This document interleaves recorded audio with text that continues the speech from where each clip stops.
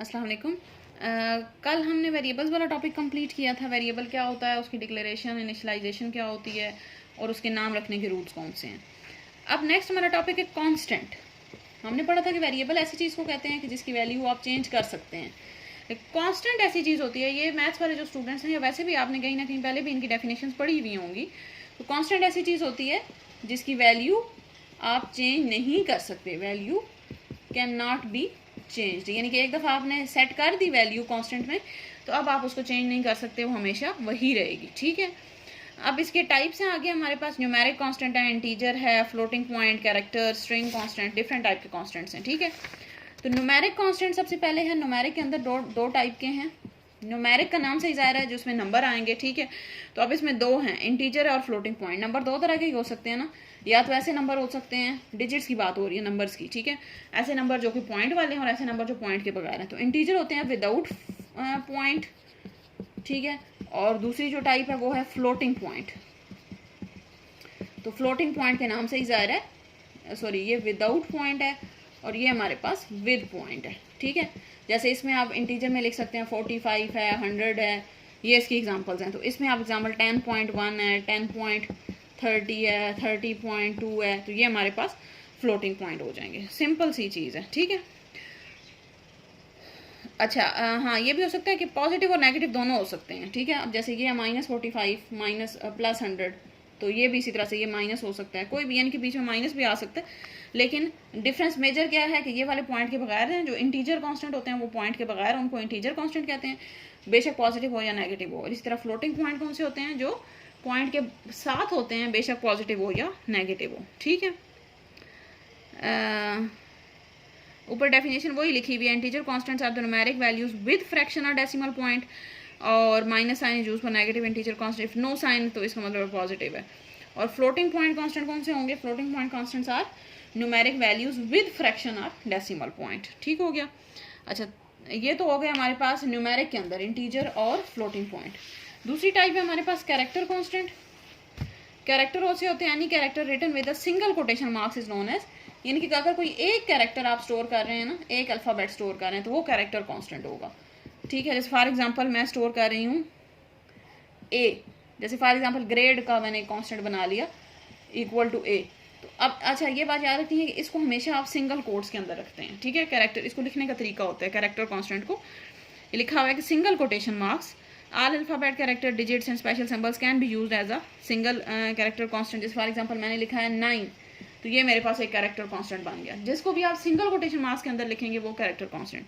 या मैंने लिखा है इक्वल, तो ये भी एक कैरेक्टर कांस्टेंट बन गया। ठीक है। कैरेक्टर कांस्टेंट कौन से होंगे, जिसको आपने एक सिंगल कैरेक्टर है और सिंगल कोट्स के अंदर लिखा हुआ है, तो वो मेरे पास कैरेक्टर कांस्टेंट हो जाएगा। और जो स्ट्रिंग कांस्टेंट होता है वो हमारे पास डबल कोट्स के अंदर आप लिखते हैं। ठीक है। स्ट्रिंग कौन सा होता है, कैरेक्टर था हमारे पास जो कि सिंगल कोट्स के अंदर लिखा, और स्ट्रिंग होता है जो आप डबल कोट, जैसे फॉर एग्जांपल मैंने लिखा है पाकिस्तान,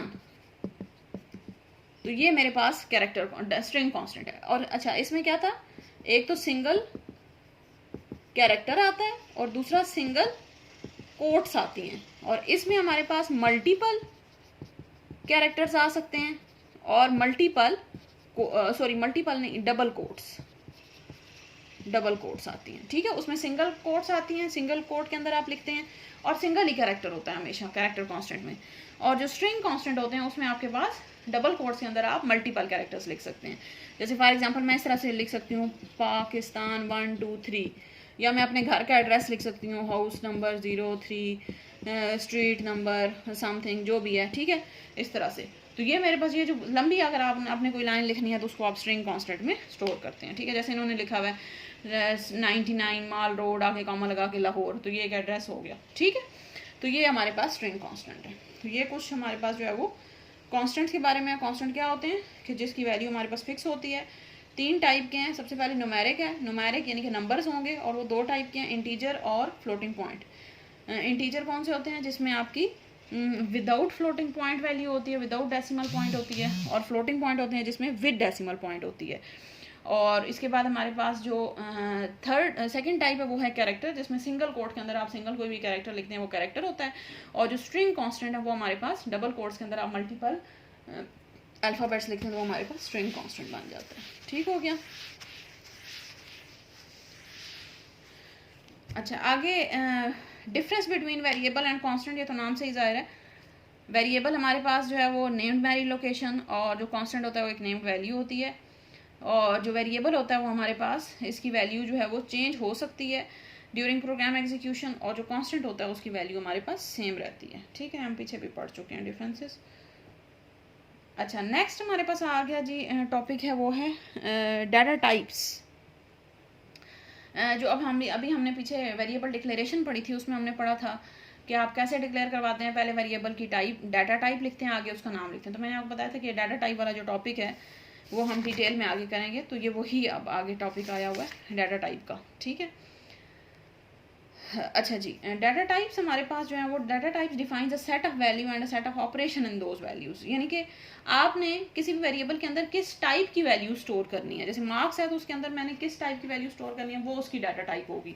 और ये आप खुद से बताते हैं, यानी कि जब आप प्रोग्राम लिख रहे होते हैं तो आप खुद से बताएंगे कि इसके अंदर कौन सा वेरिएबल बनेगा और इसकी डाटा टाइप क्या होगी। ठीक है, तो इस वजह से समझना बहुत ज़रूरी है। जब तक आपको समझ नहीं आएगी तब तक आप नहीं बता सकते कि इस वेरिएबल की डाटा टाइप क्या होगी। तो ऐसे जो डाटा टाइप क्या होगी, जिसमें आपने कि कोई भी वेरिएबल है तो उसके अंदर आपने किस टाइप की वैल्यू स्टोर करनी है, वो उसकी डाटा टाइप बन जाती है। ठीक हो गया। अच्छा जी, अब देखें जैसे इन्होंने ये टेबल बनाया हुआ है, तो जो मेजर डाटा टाइप्स हैं वो बताएंगे। इंटीजर है, फ्लोट है, डबल है, कैरेक्टर है, स्ट्रिंग भी होती है। ठीक है, हम पीछे पढ़ भी चुके हैं। तो इंटीजर क्या होती है, न्यूमेरिक वैल्यू स्टोर करती है। फ्लोट कौन सी होती है, जो रियल वैल्यूज़ यानी कि जो पॉइंट्स वाली वैल्यूज़ होती हैं। यही जो हमने कांस्टेंट की टाइप्स पढ़ी हैं वो सिर्फ उसमें ये दोनों में डिफरेंस, वही वेरिएबल की भी वही टाइप्स होती हैं, लेकिन डिफरेंस ये है कि वेरिएबल की जो वैल्यू होती है वो आप प्रोग्राम के दौरान चेंज कर सकते हैं, लेकिन जो कांस्टेंट की वैल्यू होती है वो आप चेंज नहीं कर सकते। ठीक है, अच्छा जी, कैटेगरीज ऑफ डाटा टाइप्स हैं, स्टैंडर्ड हैं और यूज़र डिफाइंड। ये वही चीज़ है। स्टैंडर्ड कौन सी होती हैं, type that is predefined in the language is called standard data type. जैसे कि इंट है, फ्लोट, लॉन्ग कैरेक्टर। और यूज़र डिफाइंड जो होती हैं वो C allows users to define its own data type. जो यूज़र खुद से अपनी बनाता है वो यूज़र डिफाइंड हो जाती हैं। तो ये जो हम यूज़ करेंगे वो स्टैंडर्ड ही होती है। हम खुद से नहीं डाटा टाइप बनाते हैं, हम खुद से वेरिएबल बनाते हैं, यानी कि वेरिएबल का नाम हम खुद से रख सकते हैं, लेकिन डाटा टाइप हम वो यूज़ करते हैं जो सी लैंग्वेज हमें बताएंगे। और वो कौन कौन सी हैं, इंटीजर है, फ्लोट है, कॉन्स्टेंट है, डबल है। ये हमारे पास जो सी लैंग्वेज हमें बताएंगे वो यही है। ठीक हो गया। अच्छा, सबसे पहले अब इनको बारी बारी इन्होंने एक्सप्लेन किया हुआ। तो सबसे पहले what is integer data, discuss different data types to store integer data. तो integer data is the numeric value with no decimal point और फ्रैक्शन। इंटीजर डाटा टाइप कौन सी होती है, इंटीजर होती है विद नो डेसिमल पॉइंट, यानी कि ऐसी वैल्यू, ऐसा डाटा जिसमें आपने ऐसा आपके पास कोई आपने वेरिएबल बनाया है आप जिसमें आपको पता है कि आपने कोई पॉइंट वाली वैल्यू स्टोर नहीं करनी, तो आप उसकी टाइप क्या रख देंगे, इंटीजर। और सी लैंग्वेज के अंदर आप इसको इस तरह से लिखते हैं, इंट। पूरा इंटीजर नहीं लिखते, बोलते हैं इंटीजर ही हैं लेकिन लिखते आप इंट है। ठीक है, इसको लिखने का तरीका है।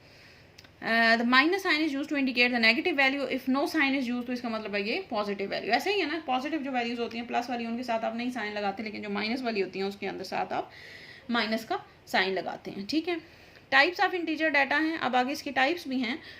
इंट है सबसे पहली, तो जो सिंपल इंट होती है। उसके बाद है short int, long int, unsigned int and unsigned long int. ठीक है, ये हम देखते हैं बारी बारी कि ये क्या है। सब में बेसिक कॉन्सेप्ट वही है कि हमारे पास इसमें कोई डेसिमल पॉइंट नहीं होता। अब आगे जो है उनकी लंबाई के लिहाज से कि उसमें कितनी लंबी वैल्यू आप स्टोर कर सकते हैं, या पॉजिटिव वैल्यू या नेगेटिव वैल्यू के लिहाज से टाइप्स बनाई गई हैं। ठीक है, सबसे पहले इन डाटा टाइप है represent the integer value. Integer variable stores a number with no fractional point such as 10, 11, 25। ये वही बात है। It takes 2 or 4 bytes in the memory depending upon the computer.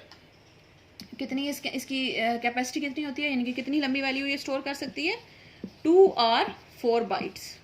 कुछ कंप्यूटर्स होते हैं जो कि 2 बाइट्स स्टोर करते हैं और कुछ होते हैं जो 4 बाइट्स स्टोर कर सकते हैं। ठीक है, उसके बाद है शॉर्ट डाटा टाइप। शॉर्ट कौन सी होती है, short int is use to store integer value. ये भी हमारे पास इंटीजर को स्टोर करती है, ये 2 बाइट्स लेती है। ठीक है, ये रेंज वगैरह इसको आप बेशक रहने दें, ये कोई इतनी इंपॉर्टेंट चीज़ नहीं है। ठीक है, शॉर्ट इंट जो होता है वो हमारे पास 2 बाइट्स। हमने पढ़ा है कि इंट जो है वो कितनी ले सकता है, 2 या 4। तो उसमें से जो शॉर्ट होगा वो 2 लेगा, और जो लॉन्ग होता है वो हमारे पास नीचे देखें, लॉन्ग जो है लॉन्ग एंड जो होता है वो हमारे पास 4 लेता है, ठीक है, दोनों में ये डिफरेंस है।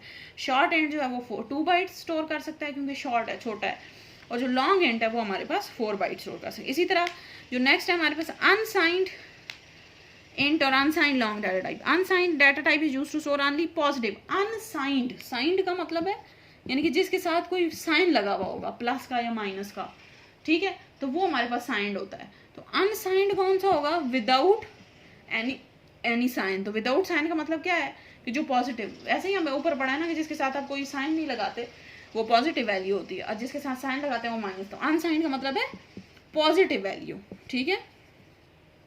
तो अनसाइंड हमारे पास कौन सी होती हैं? जो कि पॉजिटिव वैल्यू स्टोर करती हैं, और 2 बाइट्स पॉजिटिव वैल्यू होंगी और 2 बाइट्स, ठीक है।